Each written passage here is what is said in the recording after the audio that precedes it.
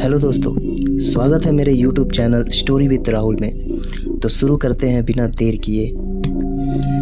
रात के करीब 2:30 बज रहे होंगे। नाइट शिफ्ट करने के बाद मैं पैदल ऑफिस से घर की ओर लौट रहा था।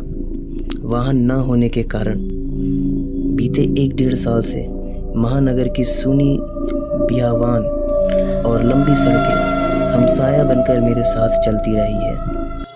बाप रे, इतनी लंबी लंबी और भूतिया सड़कें खत्म होने का नाम ही नहीं लेती। बस चलती रहती है,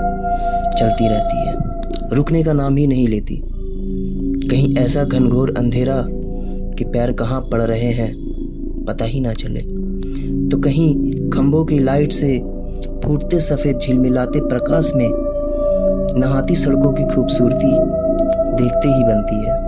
रोज़ाना का रूटीन होने के कारण अब इन सूनी और अंधेरी सड़कों से डर नहीं लगता।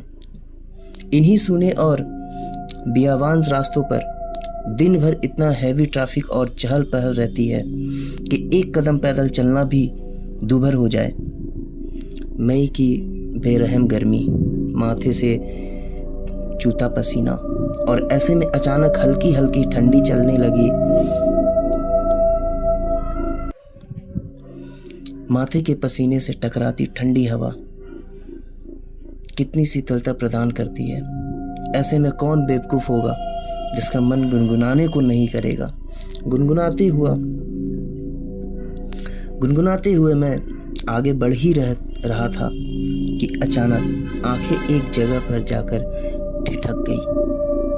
सड़क किनारे एक सभ्य सी अधेड़ महिला खड़ी दिखाई दी।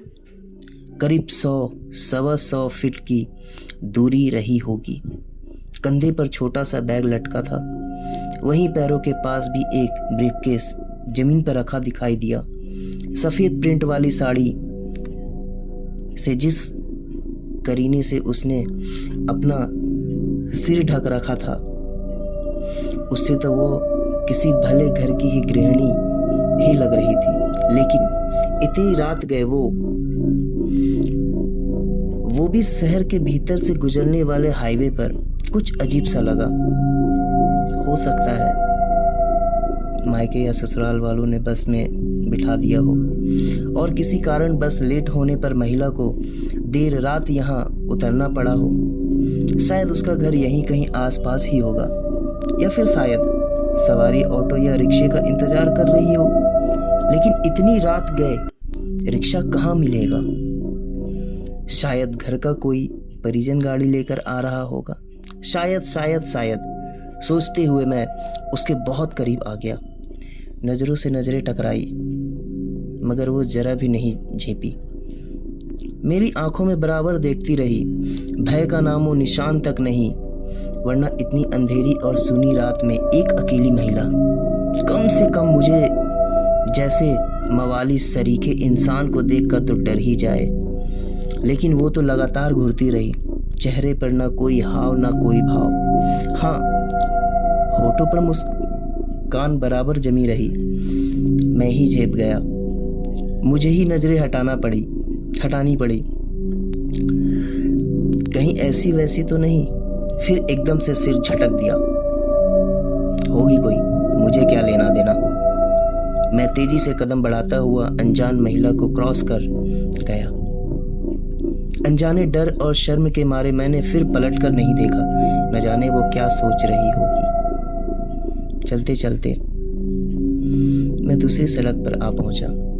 अब वो सड़क और महिला पूरी तरह से ओझल हो चुकी थी। कहीं कोई भूत वूत तो नहीं थी। थोड़ी देर पहले भला लगने वाला रास्ता अब भयभीत करने लगा था। मैं जल्द अपने घर पहुंच जाना चाहता था। इसी तारतम्य में चाल में गजब की तेजी आ गई और बड़े बड़े डग भरने लगा। करीब 1.25 किलोमीटर ही चला था कि अचानक मुंह से चीख से निकल गई। वो महिला करीब 100 गज दूर उसके सामने सड़क किनारे ठीक उसी ढंग से खड़ी दिखाई दी। कंधे पर बैग और जमीन पर ब्रीफकेस। यह कब यहाँ आ गई? एक ही रास्ता तो है, न कोई गाड़ी निकली और न ही वो पैदल दौड़ती हुई मुझसे आगे निकल गई। मेरा पूरा शरीर मारे डर के पसीने से तरबतर हो गया। लगा कि आज की रात आखिरी रात है। वो भूतिया औरत कुछ देर में मुझे चबा चबा कर खा जाएगी। मैं बेतहाशा भागा, इतनी तेज कि पता ही नहीं चला कि वो औरत कब पीछे रह गई। भागता रहा और सीधे घर पर जाकर ही रुका। सांसें धौंकनी सी चल रही थी। घर के बाहर ही कुछ पल खड़ा रहकर अपनी सांसों पर कंट्रोल किया। अगले दिन शाम करीब 5 बजे ऑफिस पहुंच गया। एक बुजुर्ग कर्मचारी को रात का सारा घटनाक्रम सुना डाला।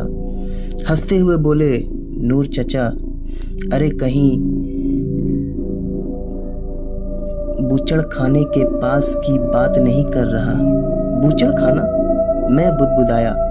हाँ, बूचड़ खाना, स्लॉटर हाउस, जहाँ जानवर कटते हैं। बेटा, वो सड़क बहुत खतरनाक है, बहुत हादसे होते हैं वहाँ। तेज रफ्तार बड़ी गाड़ियों ने बहुत सारे लोगों को कुचला है। सुना है कि कई साल बस का इंतजार कर रही एक औरत को भी एक ट्रक ने रौंद डाला था। तुझे ही नहीं, बहुत सारे लोगों को दिख चुकी है।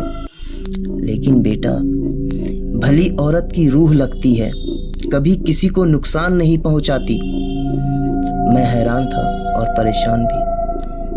अब कैसे निकलूंगा उस रास्ते से रात में पैदल, और एक आत्मा, औरत की रूह से आमना सामना हुआ है मेरा, वो भी भली औरत की रूह।